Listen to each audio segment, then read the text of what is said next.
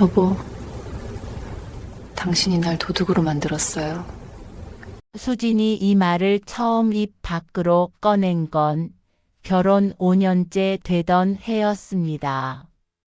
하지만 민호는 그저 코웃음만 쳤습니다. 수진과 민호의 결혼 생활은 처음부터 평범하지 않았습니다. 결혼식을 올린 지 겨우 26일째 되던 날, 민호는 수진을 거실 소파에 앉혀두고 말했습니다. 여보, 미안한데 앞으로 집안 경제는 내가 관리할게. 당신은 돈 관념이 좀 약한 것 같아서. 수진은 멍하니 남편을 바라봤습니다. 결혼 전 데이트할 때 커피 한 잔 값도 아까워하던 남편이었지만 이 정도일 줄은 몰랐습니다. 그게 무슨 소리예요? 제가 뭘 잘못했다고. 잘못한 건 아니지. 그냥 조금 더 계획적으로 살자는 거야. 우리 결혼 자금도 빠듯하게 모았잖아. 민호는 그날부터 수진의 통장과 카드를 모두 회수했습니다.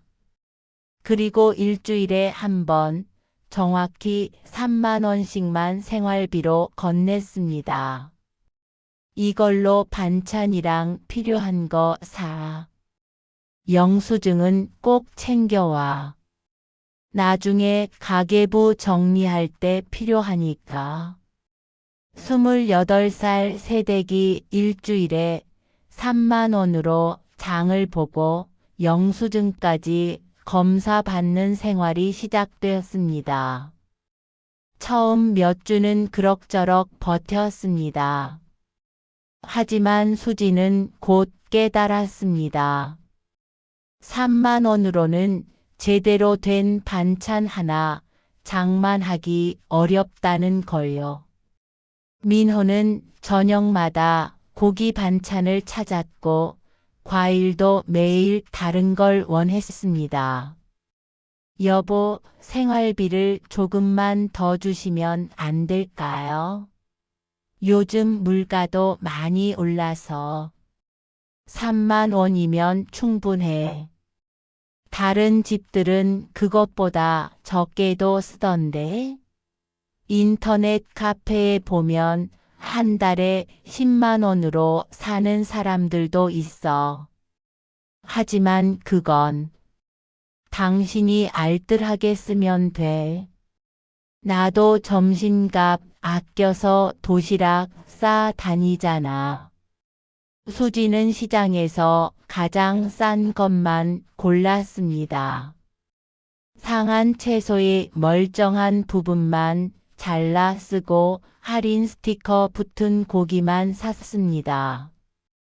오후 7시만 되면 마트 할인 코너를 서성였습니다. 그래도 부족했습니다. 여러분, 이게 정말 부부 사이에서 있을 수 있는 일입니까? 수지는 점점 말라갔습니다. 아침은 거르고 점심은 라면 반 개로 때웠습니다. 저녁만 민호와 함께 먹었는데 그마저도 자기 몫을 줄여서 민호 그릇에 더 담아줬습니다. 요즘 입맛이 없어서요. 민호는 그 말을 그대로 믿었습니다. 아니, 믿는 척했습니다. 그러던 어느 날이었습니다. 수지는 아래층 현관문이 열린 채로 있는 걸 발견했습니다. 잠깐 마실 나갔나 보다 싶었는데 신발장 위에 양파 한 망이 놓여 있었습니다. 수진의 손이 저절로 움직였습니다. 주변을 둘러보고 양파 서너 개만 가져왔습니다. 집에 돌아와 그걸로 된장찌개를 끓이는데 가슴이 너무 뛰었습니다. 하지만 민호는 그날 저녁을 맛있게 먹었습니다. 오늘 찌개 맛있네. 양파가 싱싱한가 봐. 수지는 고개를 끄덕이며 밥을 떴습니다. 그리고 이상하게도 안도감을 느꼈습니다. 그게 시작이었습니다. 다음 주에는 옆집 베란다에 널린 빨래에서 양말 한 켤레를 가져왔습니다. 민호 양말에 구멍이 났는데 새로 살 돈이 없었으니까요. 그 다음 주에는 아파트 화단에 놓인 화분에서 상추 몇 장을 뜯었습니다. 요즘 상추가 비싸던데 어디서 샀어? 시장에서요. 할인하길래. 거짓말이 자연스러워지기 시작했습니다. 처음엔 떨렸지만 점점 익숙해졌습니다. 아니, 익숙해질 수밖에 없었습니다. 수지는 매주 월요일마다 3만 원을 받았고 수요일쯤이면 이미 1만 원밖에 남지 않았습니다. 복도에 놓인 우유 한 팩, 현관 앞 택배에서 꺼낸 라면 한 봉지, 이웃집 신발장에서 가져온 비닐봉지 몇 장. 작은 것들이었습니다. 수지는 스스로를 계속 설득했습니다. 이 정도는 괜찮아. 나중에 여유 생기면 갚으면 되지. 그런데 그때였습니다. 어느 날 아침 수진이 쓰레기를 버리러 나갔다가 돌아오는데 복도에서 여자 둘이 수군거리는 소리가 들렸습니다. 어머, 그거 알아? 502호 세댁 말이야. 응? 뭔데?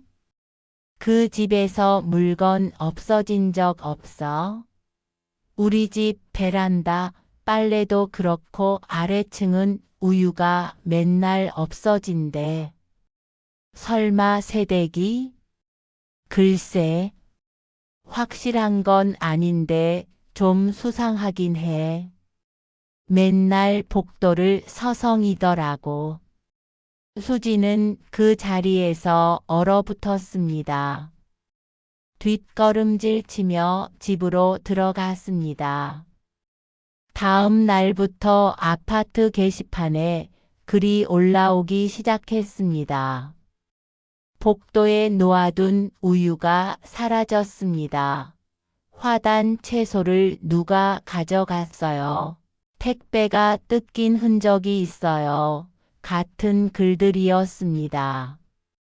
수지는 더 이상 밖에 나갈 수가 없었습니다. 슈퍼에 가도 엘리베이터를 타도 사람들의 시선이 따가웠습니다. 실제로 그랬는지 수진의 착각이었는지는 중요하지 않았습니다.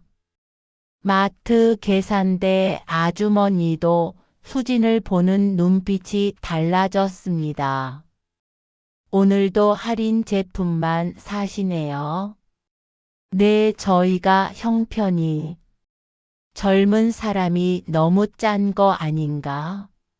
남편분 직장도 괜찮다던데. 수지는 대답 대신 고개만 숙였습니다. 한 달 후 민호가 퇴근하더니 말했습니다. 여보, 우리 이사 가야 할 것 같아. 왜요? 회사 사람이 그러는데 이 동네 소문이 안 좋대.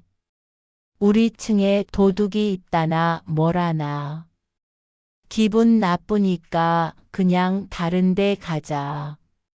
마침 회사 근처에 집값 싼 데 있더라. 수지는 고개를 끄덕일 수밖에 없었습니다. 가슴이 철렁 내려앉았지만 차라리 다행이라는 생각도 들었습니다. 첫 번째 이사였습니다. 새 동네는 조금 더 외곽이었고 집값도 더 쌌습니다. 민호는 그걸 좋아했습니다. 하지만 수진에게 주는 생활비는 여전히 3만 원이었습니다. 새 출발이니까 이번엔 정말 아껴 써야 돼. 이사 비용도 많이 들었잖아. 수진은 다짐했습니다. 이번엔 절대 그러지 않겠다고요. 새 동네 사람들 앞에서 떳떳하게 살겠다고요. 처음 일주일은 정말 그랬습니다. 수지는 3만 원으로 장을 보고 없는 것은 그냥 참았습니다. 반찬이 부족하면 김치만 먹었고 과일은 아예 사지 않았습니다. 하지만 한 달도 지나지 않아 수지는 다시 옆집 현관 앞에 놓인 택배 상자를 쳐다보고 있었습니다. 그 안에는 라면 박스가 들어 있었습니다. 수지는 잠시 망설이다가 그중 한 봉지만 가져왔습니다. 딱 한 번만. 이번 한 번만. 하지만 일주일 후엔 2봉지, 한 달 후엔 과자 1봉지까지 손이 갔습니다. 그리고 또다시 같은 패턴이 반복됐습니다. 복도의 수군거림, 게시판의 민원 글, 따가운 시선. 이번에도 소문이 났습니다. 더 빨리, 더 크게 퍼졌습니다. 이번엔 관리사무소에까지 민원이 들어갔습니다. 요즘 우리 동에서 물건 없어지는 일이 잦아요. CCTV 좀 확인해 주세요. 관리사무소에서는 복도 곳곳에 추가 CCTV를 설치했습니다. 하지만 수지는 그 사실을 몰랐습니다. 그리고 어느 날 옆집 아주머니가 수진을 직접 마주쳤습니다. 수진이 자기 집 우유를 들고 있는 순간이었습니다. 어머, 아니, 이게 무슨... 수진은 아무 말도 못하고 그 자리에 서 있었습니다. 우유를 떨어뜨릴 수도 돌려줄 수도 없었습니다. 지금 우리 집 우유를 가져가시는 거예요? 죄송합니다. 저도 모르게요. 이게 처음이 아니잖아요. 우리 집 택배도 뜯긴 적 있고 베란다 빨래도 없어졌어요. 주변에 사람들이 모여들기 시작했습니다. 저기 새댁이 뭐래? 우유 들고 있는 거 봐. 진짜 도둑이었구나. 수지는 그 자리에서 무릎을 꿇고 싶었습니다. 하지만 다리가 움직이지 않았습니다. 그날 저녁 민호는 관리사무소에서 전화를 받았습니다. 남편분이시죠? 댁 부인분이 이런 말씀 드리기 좀 그렇지만 이웃집 물건을 가져가시는 걸 목격했다는 신고가 들어왔습니다. 민호는 전화를 끊자마자 수진을 쏘아 봤습니다. 당신 미쳤어? 정말로 도둑질을 했어? 이사 온 지 얼마나 됐다고 또 그래? 수진은 눈물만 흘렸습니다. 여보, 미안해요. 하지만 3만 원으론 정말. 3만 원? 그게 지금 핑계야? 다른 사람들은 그것보다 적게도 사는데. 당신은 도대체 뭐가 문제야? 저도 그러고 싶지 않았어요. 하지만 밥도 제대로 못 먹고 반찬도 없고. 그럼 나한테 말을 하든가. 왜 남의 집 물건을 훔쳐? 민호는 다음 날 바로 이사 준비를 시작했습니다. 이번엔 더 급하게, 더 싸게, 더 먼 곳으로 갔습니다. 관리사무소에 사과하고 피해본 집들의 변상금을 내고 그렇게 또 도망치듯 떠났습니다. 두 번째 이사였습니다. 새 동네는 반지하 빌라촌이었습니다. 골목이 좁고 사람들 왕래도 뜸했습니다. 민호는 이사 비용을 아끼려고 짐을 직접 날랐고 수지는 그저 남편 뒤를 따라다녔습니다. 이번엔 정말 정신 차려. 다시 한 번만 더 그러면 나도 모른다. 이혼할 거야. 하지만 여기서 끝이 아니었습니다. 새 동네에서도 수진의 생활비는 3만 원이었습니다. 아니, 오히려 2만 5천 원으로 줄었습니다. 집값이 싸진 만큼 생활비도 줄여야지. 게다가 변상금도 내고 해서 우리 형편이 빠듯해.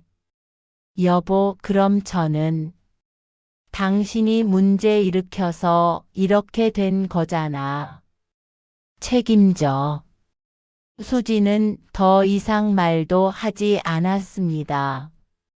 그냥 고개만 끄덕였습니다. 2달이 지났습니다. 수지는 이번엔 정말 참았습니다.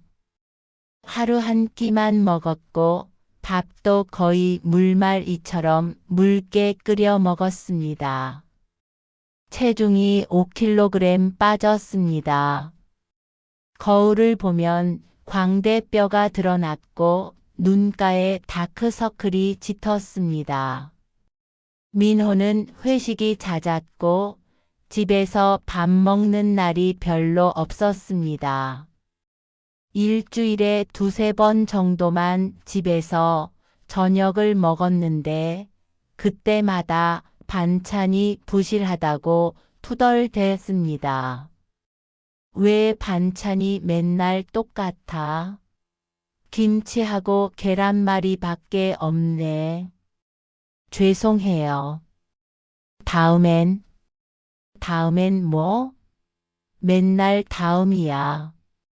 그런데 어느 날 민호가 갑자기 친구들을 데려온다고 했습니다. 내일 저녁에 친구 셋 데려올 거야. 술안주 좀 준비해놔. 집에서 소주나 한잔 하자고 했어. 여보, 돈이. 에이, 뭐 비싼 거 하라는 것도 아니고. 김치찌개나 된장찌개에 고기 좀 구워주면 되지. 삼겹살 한 근 정도면 충분할 거야. 수지는 그날 밤 잠을 이룰 수가 없었습니다. 손에 쥔 돈은 겨우 8천 원. 이걸로 4명이 먹을 음식을 장만하라는 건 불가능했습니다. 삼겹살 한 근이면 최소 15,000원은 필요했습니다. 여보, 돈을 좀 더 주시면. 없어. 다음 주 월요일까지 기다려. 하지만 내일인데. 알아서 해. 당신이 평소에 아껴 쓰지 그랬어. 다음 날 아침 수지는 골목을 나섰습니다. 머릿속이 하얗게 변했습니다. 그리고 2집 건너 빌라 앞에 놓인 택배 상자를 봤습니다. 생수 박스였습니다. 수지는 그 안에서 생수 2병을 꺼냈습니다.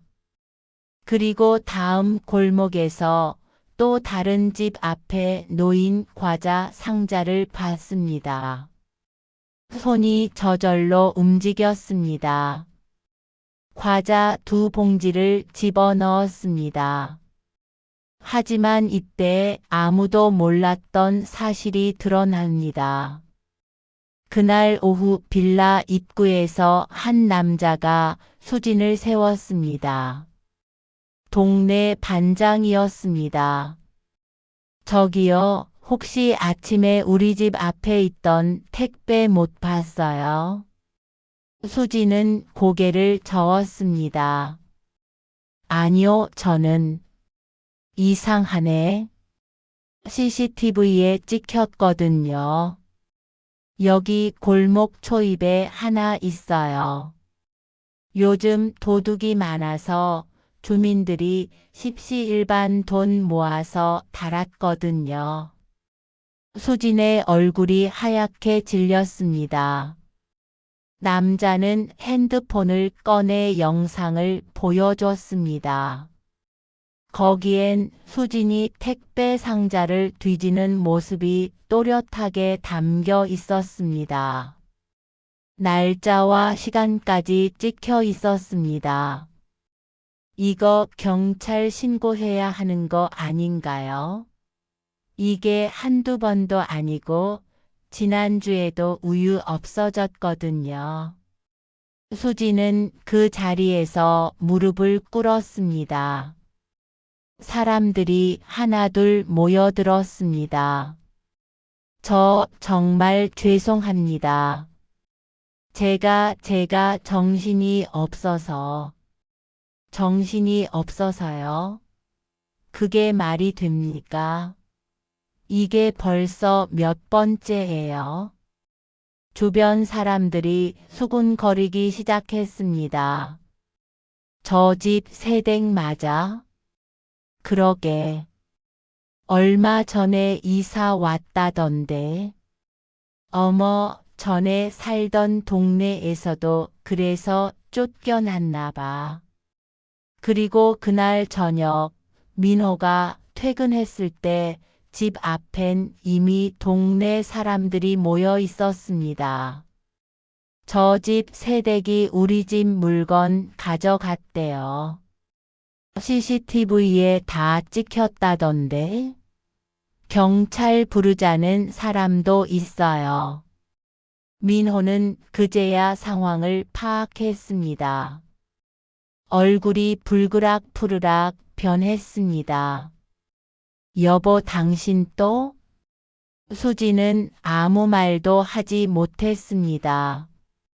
민호는 사람들에게 고개를 숙이며 말했습니다. 정말 죄송합니다.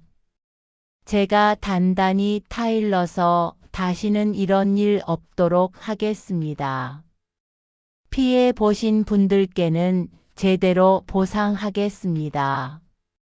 보상은 무슨 이런 사람이 옆집에 산다는 게 무섭다고요.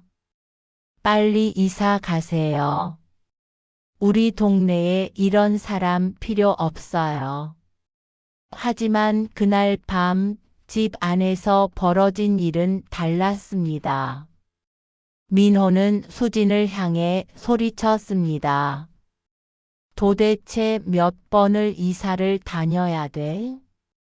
당신 때문에 내 얼굴에 먹칠만 하잖아.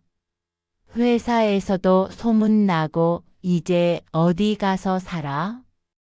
수지는 그때 처음으로 남편을 똑바로 쳐다봤습니다.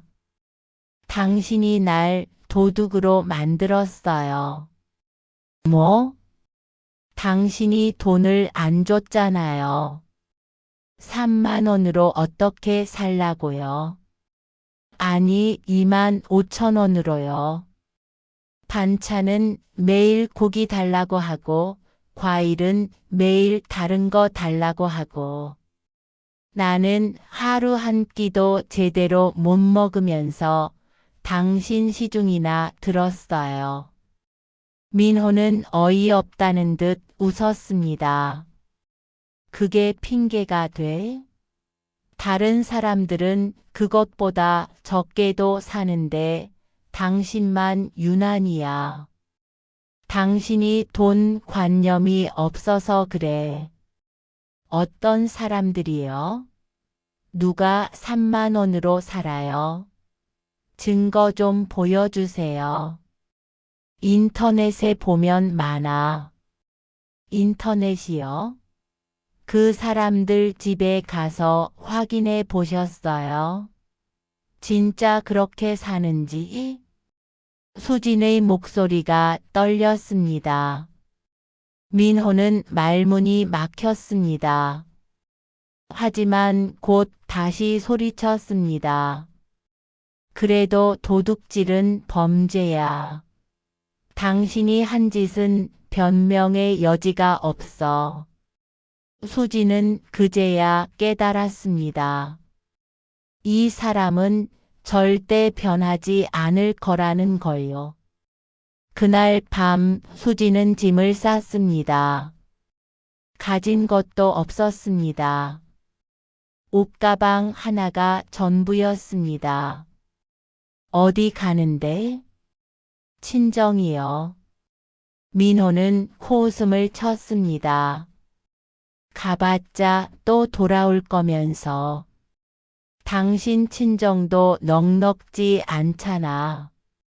거기 가서 뭐하고 살 건데? 수지는 대답하지 않고 문을 열었습니다. 하지만 복도에 나서자마자 멈춰 섰습니다.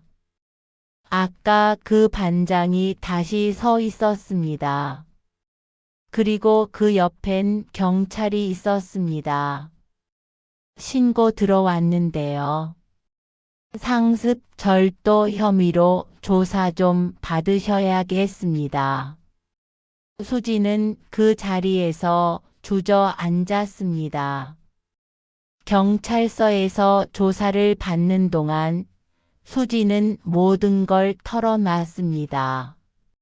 민호에게 경제권을 빼앗긴 일, 일주일에 3만 원으로 생활해야 했던 일, 그 돈으로는 도저히 살 수 없었던 일, 하루 한 끼로 버티던 일, 체중이 5kg 빠진 일. 담당 경찰은 한숨을 쉬었습니다. 그래도 법은 법이에요.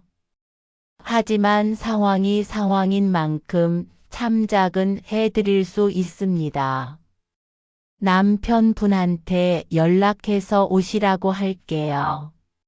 민호가 경찰서에 도착했을 때 그는 여전히 화가 나 있었습니다.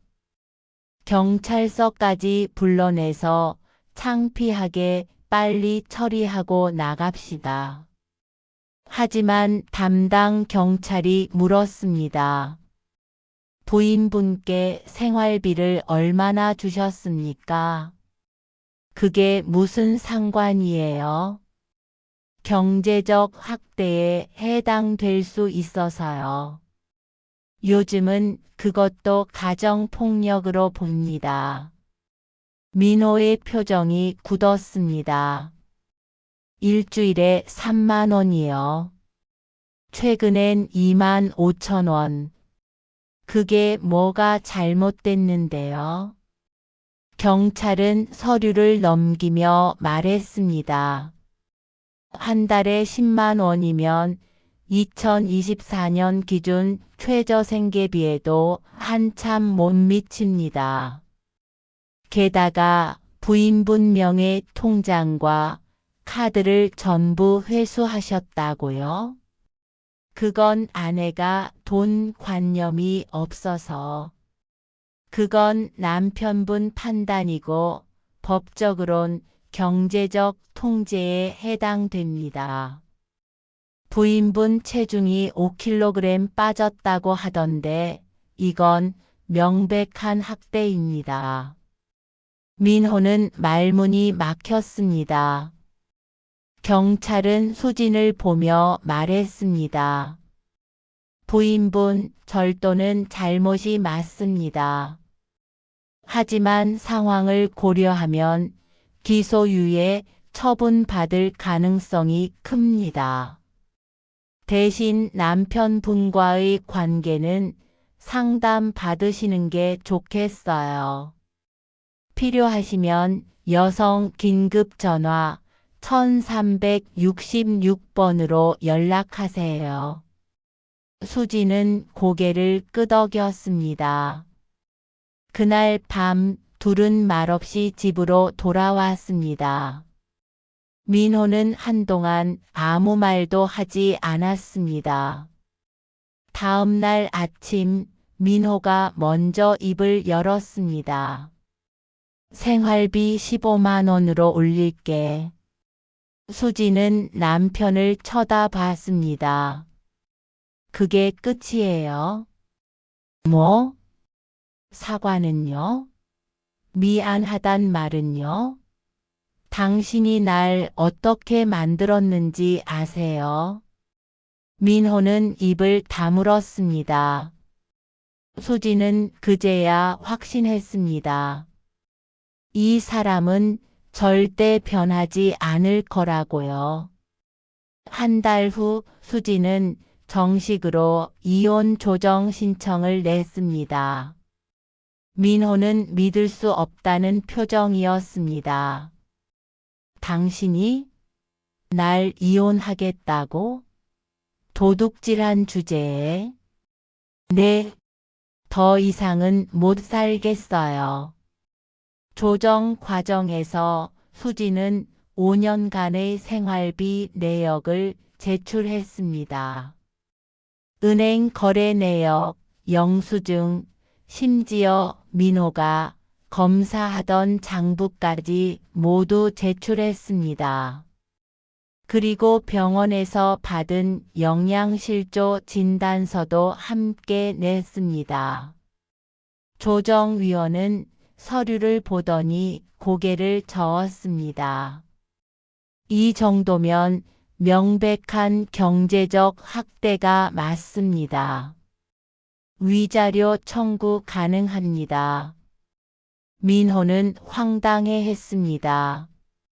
내가 위자료를 내야 한다고요? 도둑질한 사람이 나한테?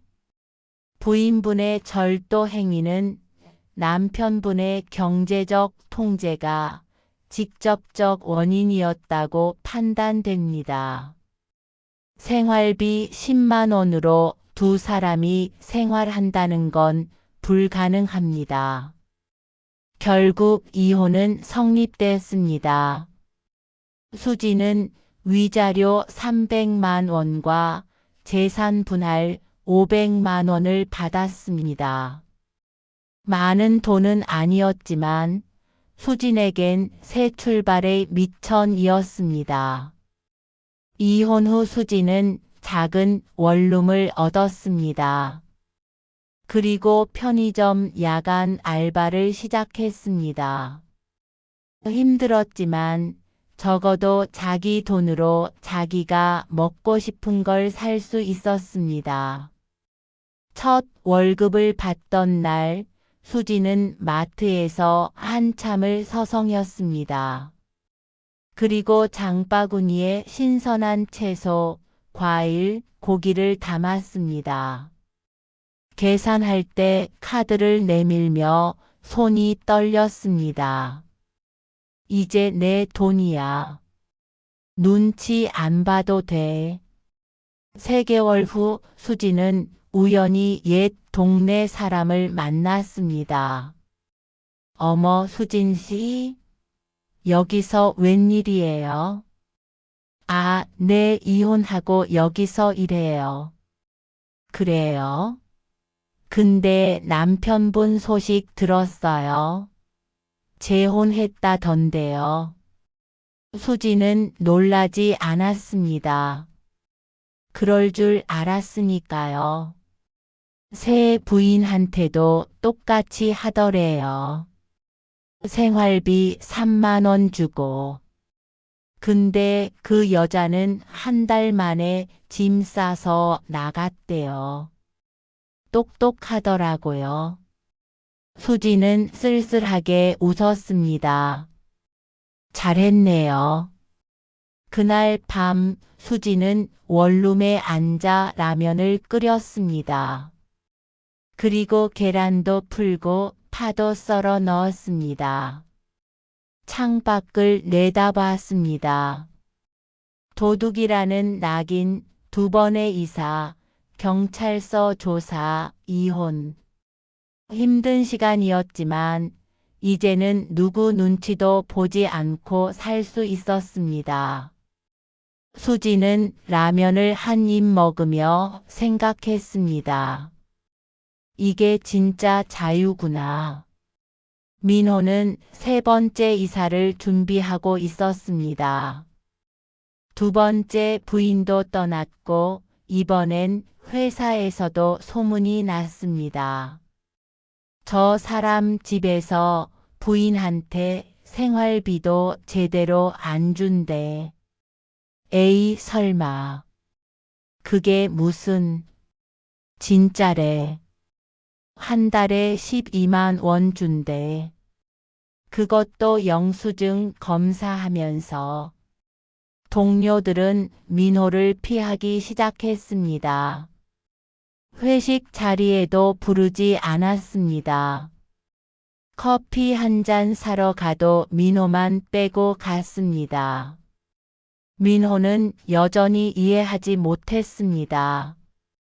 자기가 뭘 잘못했는지, 왜 사람들이 자기를 피하는지. 1년 후 수지는 편의점 정규직이 됐습니다.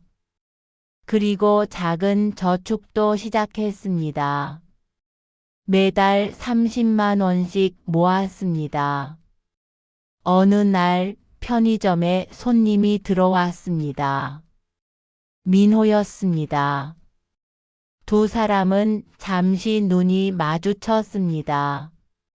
민호는 어색하게 물건을 집어들었고 수지는 담담하게 계산을 했습니다. 3,500원입니다. 민호는 카드를 내밀었습니다. 그리고 작은 목소리로 말했습니다.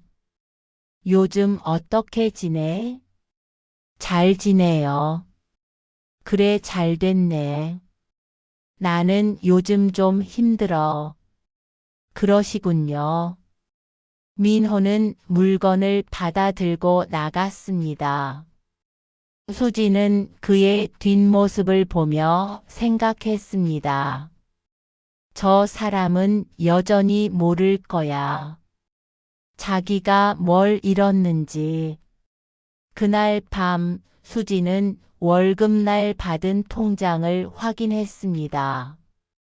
180만 원. 많은 돈은 아니었지만 모두 자기 것이었습니다. 수지는 통장을 덮으며 작게 미소 지었습니다. 이제는 아무것도 훔치지 않아도 됐습니다. 자기 돈으로 자기가 원하는 걸 사고 자기가 먹고 싶은 걸 먹었습니다. 그걸로 충분했습니다.